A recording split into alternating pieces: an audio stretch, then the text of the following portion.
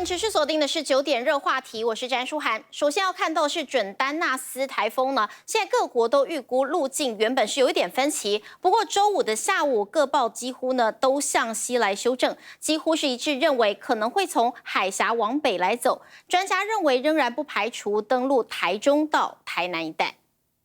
用 AI 去修正、调整过的这个预报模式，看起来在这一段的过程当中，会非常的贴近台湾的沿岸哦。准丹纳斯预估路径再修正，欧洲 AI 模式加速往北北东转东北后进澎湖北上，很接近气象署预报。日本气象厅的路径哦，那其实它的路径看起来比较贴近台湾的陆地，直接穿过，但是其实。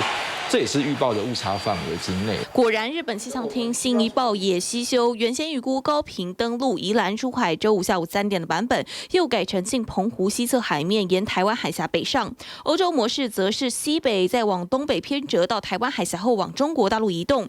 美国模式周五下午这报也偏西，在西半部海面桃竹苗沿海擦边过。这中间当然还是有一些微调的机会啦，到底是会走海峡的中间，还是比较贴近台湾西部的沿岸，或是比较靠近福建的沿岸，海峡的宽度大约就是误差值范围内，还有微调空间，但也不排除接近或登陆台湾。气象署发布120小时暴风圈轻型几率，最高的还是澎湖县66%，彰化县的嘉义县64%，台南市63%，云林县、台中市62%，嘉义市61%，还有竹苗、南投10县市都破60%，等于本岛台中到台南一带可能是触陆热区。在台中到台南之间的某一个位置，如果要登陆的话，可能是在这一段的机会会比较高一点。云图外观结构扎实，代表生长环境好，中心附近对流旺盛，持续性也佳，闪电讯号不断。气象署预估最快周6清晨海警，专家认为周6中午前就会发路警，不排除以中台之姿接近台湾。有跟所谓的这个西南季风是有接上，的确是还蛮有利于它增强。小型的环流系统不用花太多时间整理结构，更容易快速发展，轻台上线到中台都有可能。新闻中永伦、曹昭仁台北采访报道。准丹纳斯台风朝台湾在逼近，降雨的热区会在哪里呢？根据了气象署的预估，周日到周一上半天是影响最剧烈的时候。那么其中南部跟台东还有中部花莲山区可能会达到豪雨等级。结构还在发展中，你可以看到它的一个中心也有逐渐。有队友爆发的一个情形存在。热带系统朝台湾逼近，准丹纳斯台风来势汹汹，无论会不会登陆，都会对台湾带来雨势。气象署示警这几个地方特别留意。明天开始就是在南部跟东南部地区，开始会有一些比较间歇性、比较频繁的一个降雨发生哦。那雨量的话，可能会累积到大雨的一个程度。预估周6是准丹纳斯接近台湾过程，南部、华东率先有雨，而且量比较多；中部、东北部不定时雨，北部则是午后雨为主。周日准丹纳斯最近台湾，全台防雨，特别是南部、台东、中部和花莲山区可能有豪雨等级。周一上半天继续影响，西半部、东北部雨还是多。6号整体上来说，台湾各地都是会有降雨的，而且会有局部大雨发生的一个情形。其中在南部跟东南部是有机会来到局部的一个豪雨。进一步预估周日这天雨会下多大？根据 QPF 整合实验权重最佳化含 AI 降尺度预估，雨最多地方在台东下到发子约200到300毫米，花莲、台南、高雄、屏东、嘉义则是90到130毫米，台中、彰化、云林、南投约30到70毫米，苗栗以及新竹以北地区则约20到40毫米，但实际降雨数字得等准丹纳斯更靠近才能确认。南部地区。这一带大概要留意会有8到9级的强阵风，陆地的话可能也会有大概阵风8左右。那另外就是在基隆北海岸这边的风力也是有比较偏大，大概有阵风8级哦。周日则是台湾各沿海9级以上强风，甚至西半部有10级以上几率。南部、台东、中部、金门沿海还会有长浪，海边活动尽量避免，平地山区都防风雨备战，台风季来临。TBS 新闻廖宝英、张慧仙台报道。对流云系旺盛，那么下午4点多，云林下起了暴雨，斗六市区路上积水，而且还造成了机车熄火。晚间6点55分过后，气象署是针对了中南部地区发出了豪大雨特报。风雨不断，造成斗六市云林路淹水了，深度超过脚踝，路过骑机车激起大量的水花。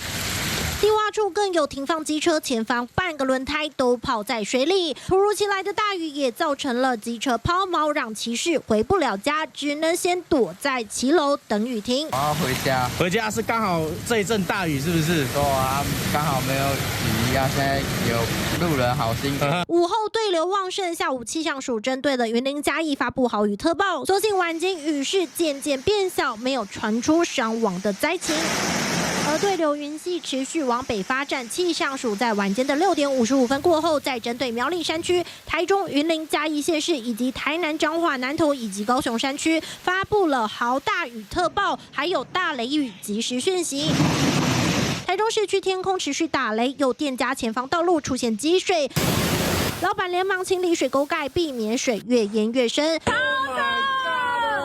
汉西夜市也出现了淹水的情况，摊贩们急忙收拾，避免商品淋到雨。气象署也提醒山区的民众要注意摊方，用路人也要注意路况，避免意外发生。TVBS 新闻张从敏、廖文汉、廖凡一，台中云林采访报道。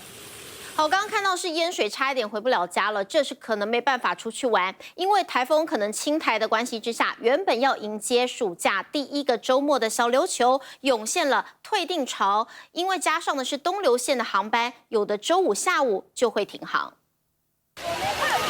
站在沙滩上，明显感觉起风了，仍有大批游客下水浮潜、滑 SUP。到小琉球度假的旅客不怕暴风雨前的宁静，反而岛上居民早早准备好，绑好一箱又一箱蔬菜水果，把物资打包上船。要用几小日游的？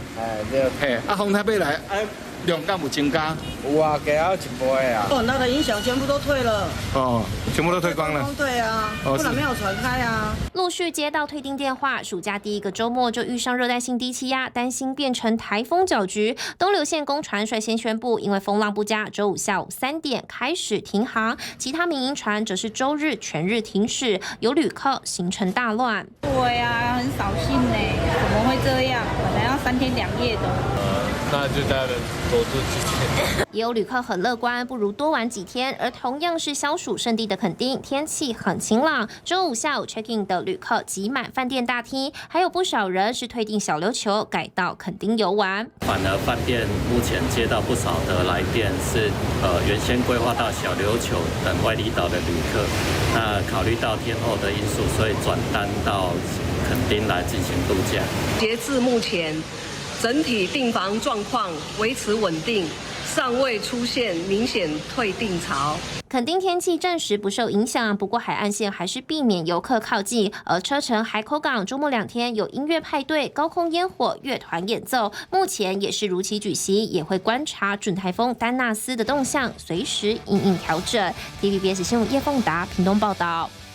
看到的是台中丰原一家5口命案，爸爸王先生他自己开的军用品店之外，他还在猪肉摊打工，每天清晨3到4点就工作到中午的11点。那么女老板从新闻当中得知他出事情了，难过的频频拭泪。真的，我觉得超难过，他怎么会这样？猪肉摊是王先生打工的地方，女老板不敢相信这么好的阿伯，一家5口走上绝路，忍不住哽咽拭泪。看到王先生收拾军用品店最后的身影，心中无限感慨。他说，王先生在这里打工3、4年了，每天清晨3、4点上班，工作到11点收摊。他人勤恳，做事实在，话不多，大家互相配合得很好。前阵子突然没来，哪知道竟然出了这么大的事。很奇怪，因为我们那时候想去找他，然后他也说会，就会的也没看到。会回来做吗？还是？他说会再来继续工作，是否意味着没有寻短的念头？他说王先生6月25号之后就联络不上，电话关机。从新闻得知他的消息，让人震惊错愕。军用品店经营了30多年，声誉很不错。他们一家5个人，其中4人写下遗书，没有王先生的。因为那边无写遗书，2个可能性，一个就是无什么细节，就是伊真正不爱写尔嘛，对不？王先生没有遗书，他有可能被加工吗？高大成说，解剖遗体看看有无药物成分，才能查明原因。我认为比较好是先抽血看有没有安眠药物反应。如果有，那我们就要再解剖看看这个死者胃里面有没有安眠药物的颗粒。如果没有，那就被下药的话，这代志就大条啊。因为有药物反应，胃里却没有颗粒，就有可能被磨成粉状，在不知情的情况吃下去。一家人都有工作，王家二女儿的丈夫是现役军人，却没能挽留妻子。二女儿可能也担忧，千万的债务波及夫家，也担心留下来的人必须承担一切，终究做了极端选择。TBS 新闻林轩、黄国军、吴淑平、江俊彦台中报道。这起5人命案疑似和刷卡买黄金的诈骗有关系。台中的检警已经组成了专案小组，要调查整个案件的源头。我女儿就刚刚被警察带过来而已啦。丰原王家一家5口疑似诈骗轻生，大姐的张姓同学是重要关系人，同学的妈妈和男朋友来到警局，急着要找女儿。女儿的客人他去给她做身体跟脸啊，同学都会很久没有去聊天，比较好的，因为他知道我女儿之前有，然后就情绪也不好。张姓同学妈妈讲到一半被女儿的男友打断，快步走进警局，而张姓同学本人则是在侦查队里。张家大姐疑似先跟这位张同学接触，大概是在5月底左右开始投资黄金，原本想赚钱却变负债。这位王家人的家大概2.1公里远的地方就是这里，王家大姐的同学曾经来到这里租过美容工作室。铁门栓锁车库也没停放汽机车，远景在外关心。因为我的空间有在施工，所以他有来租过场地。那他有租过很多次吗？没，就一次。说你做买黄金吗？没有，因为我跟他不熟。对，可是他好像蛮红火的。但是不熟，但你们唯一共同好友就是他啦。对，我跟他就是手工卖服的交情。警方表示，王家人5人手机有4只，因为没电充电重开后，还在解锁开机密码中。本专案小组已经依据相关事证，将关键人物查收到案。目前科正积极调查中。随着王同学到案说明，要理清是如何介绍王家人接触黄金投资，怎么会短短1个月内，王家抵押房子开支票，最后欠下超过500万的债务，全家人银行账户统统变警示户，还是背后有诈骗集团操控。TVB 新闻黄国军、陈其君、林轩 SNG 小组台中报道。而且类似的消息又传出来，台中又传出黄金诈骗案，大里区有一对妇女被骗了，抵押了房产，背上了庞大的债务，急忙报警来求救。最新状况如何？连线记者廖凡一。好，台中丰原一家5口呢，疑似是帮人代刷购买黄金，被诈骗，欠了大笔的债务，最后不幸轻生。那在台中大里呢，又出现一对经营小吃摊的林姓妇女，疑似呢也是误信加入了投资黄金的群组，最后陆续变卖、抵押房子，甚至是找上地下钱庄借钱，总共是被诈骗了1000多万，借了2000多万，光是每个月的利息呢就要付到30几万。而这对妇女呢是被庞大的债务压力压得喘不过气，报警处理，而警方也证实他们4月多的时候就已经受理报案。那根据了解呢，这个妇人呢是加入了投资黄金赚取价差的群组，再透过网友介绍下载不知名的 App， 先是陆续汇了700多万，后面呢再投入更多的资金，但却没有获利哦。警方表示呢，这个诈骗集团是利用黄金飙涨来利诱民众投资，那他们正在全力追缉幕后的诈骗集团到案。以上最新消息。苗栗3义火焰山登山口附近有2名骑士接连呢是滑垒一般的惨摔，原来是之前经过的砂石车渗漏了泥浆，路面变得非常湿滑。高架桥下，机车经过打滑摔车，白上衣的骑士滑垒似的摔飞出去，人车翻滚打转，光看画面就觉得好痛。他忍痛爬了起来，牵起机车，旁边似乎是同行的另一名骑士陪同离开。没多久又一件，这一次黑衣服的骑士雷残，摔得太严重起不来，躺在地上挣扎。有几辆车经过没停留，后来小货车看到了，停下来协助。陆续有路过的民众跟附近居民过来帮忙，救护车也来了。滑还湿湿的啊，泥巴浆啊！昨天一下子连续跌倒3个人，有2个他是爬了就走了，另外那一个是摔得很严重。这是3号下午发生在苗栗3义火焰山登山口附近的车祸事故。送医的是32岁的林姓女骑士，她下班返家，地面打滑摔车，4肢擦挫伤。她的机车也是伤痕累累，轮子上像裹粉一样抹了一层泥浆。原本应该是黑色的柏油路面，哪里来的灰土害人摔车？警方调阅监视器发现，就是这辆砂石车经过之后撒了一地泥浆，害骑士摔了。一辆1引车沿路渗漏淤泥，致路过普通机车2辆摔倒，1名驾驶自行离去未报案。根据监视器影像，下午3点多砂石车渗漏泥浆，5点多第一辆机车摔了，但是没有报案离开，不到10分钟又摔了第2辆。警方根据画面揪出渗漏泥浆的砂石车，通知车主到案。除了交通违规，载货泄漏罚3000到18000，另外以公共危险罪侦办。TBS 新闻谢国金、吴淑平苗栗报道。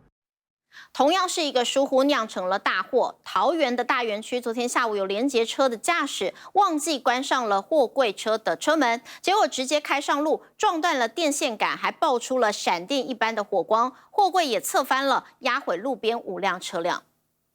白色连接车刚起步没多久，但后方货柜的OE车门却没有关上，用力撞断电线杆，瞬间爆出闪电般的火光，整根电杆被扯下来，电线也跟着脱落，货柜甚至侧翻，压垮停放在旁边的车辆。后方驾驶目击这惊人的场面，吓得赶紧踩刹车。